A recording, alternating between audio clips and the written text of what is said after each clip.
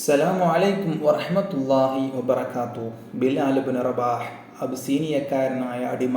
നല്ല സ്വരമാണ്, കേട്ടുനിന്ന് പോകും. ക്രൂരനായ ഉമയ്യത്ത് ഇബ്നു ഖലഫിൻ്റെ അടിമയായി ജീവിക്കുകയായിരുന്നു അദ്ദേഹത്തിൻ്റെ വിധി. എത്ര ജോലി ചെയ്താലും മർദ്ദനം, പിന്നെ തെറിവിളി. മടുത്തു. അപ്പോഴാണ് ആ സുന്ദര ശബ്ദം കേട്ടത്. ഏകനായ അള്ളാഹുവിലേക്കുള്ള ക്ഷണം. ഈ ലോകത്ത് വെച്ച് ചെയ്യുന്ന സകല കർമ്മങ്ങൾക്കും പ്രതിഫലം നൽകപ്പെടുന്ന പരലോകത്തെക്കുറിച്ചുള്ള അറിവ്. അത്ഭുതം തോന്നി. പ്രവാചകൻ സല്ലല്ലാഹു അലൈഹി വസല്ലമ തങ്ങളുടെ മുഖം കണ്ടു. നോക്കി നിന്നു. ഇത് സത്യത്തിൽ അള്ളാഹുവിൻ്റെ റസൂൽ തന്നെ, ഒരു സംശയവുമില്ല. ബിലാൽ റളിയല്ലാഹു അൻഹു തൻ്റെ യജമാനനെ മറന്നു, ബിംബാരാധകരെ മറന്നു, അള്ളാഹുവിലും അന്ത്യപ്രവാചകരെയും വിശ്വസിച്ചു. വിശ്വാസം കുറേ നാൾ രഹസ്യമായി വെച്ചു. പിന്നെ രഹസ്യം ചോർന്നുപോയി. ഉമയ്യത്ത് ഇബ്നു ഖലഫ് തൻ്റെ അടിമയെ പിടികൂടി. ഇസ്ലാം മതം കൈവിടണം, ഞാനാണ് കൽപ്പിക്കുന്നത്. എൻ്റെ യജമാനൻ കൽപ്പിക്കുന്ന എന്ത് ജോലിയും ഞാൻ ചെയ്യുന്നുണ്ട്. വിശ്വസ്തനായ അടിമയാണ് ഞാൻ.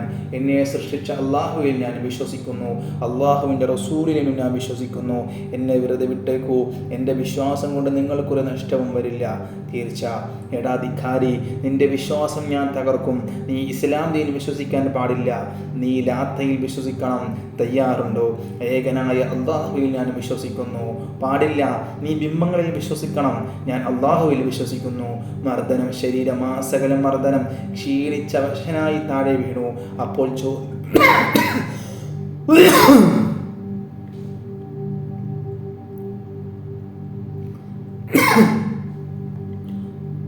ചോദ്യം, നീ മടങ്ങാൻ തയ്യാറുണ്ടോ? അല്ലാഹു അഹദ്, അല്ലാഹു അഹദ്. അല്ലാഹു ഒരുവൻ. ക്രൂരന്മാർ ബിലാലിനെ വലിച്ചിഴച്ചു കൊണ്ടുപോയി. നട്ടുച്ച നേരം മണൽക്കാട് ചുട്ടുപൊള്ളുന്നു. ബിലാലിൻ്റെ ശരീരത്തിലെ വസ്ത്രങ്ങൾ പറിച്ചെറിഞ്ഞു. ആ മനുഷ്യ ശരീരം പതയ്ക്കുന്ന മണലിൽ മലർത്തിക്കിടത്തി. കിടന്ന് പൊളയാൻ തുടങ്ങി. പുഴുവിനെ പോലെ അനങ്ങാതെ കിടക്കട. ക്രൂരമായ കൽപ്പന. വലിയ കല്ലുകൾ കൊണ്ടുവന്നു. അവ ബിലാലിൻ്റെ മാറിൽ കയറ്റി വെച്ചു. ഭാരം കൊണ്ട് അനങ്ങാൻ വയ്യ. ശരീരം ചുട്ടുപൊള്ളുന്നു. മരുഭൂമിയിൽ കരിഞ്ഞ മാംസത്തിൻ്റെ ഗന്ധം പരന്നു. ആരോഗ്യവാനായ ബിലാൽ തളരുന്നു. അല്ലാഹു അഹദ്, അല്ലാഹു അഹദ്. മർദ്ദനം കാണാൻ ധാരാളം ആളുകൾ കൂടിയിട്ടുണ്ട്. അവർ മർദ്ദകരെ പ്രോത്സാഹിപ്പിക്കുന്നു.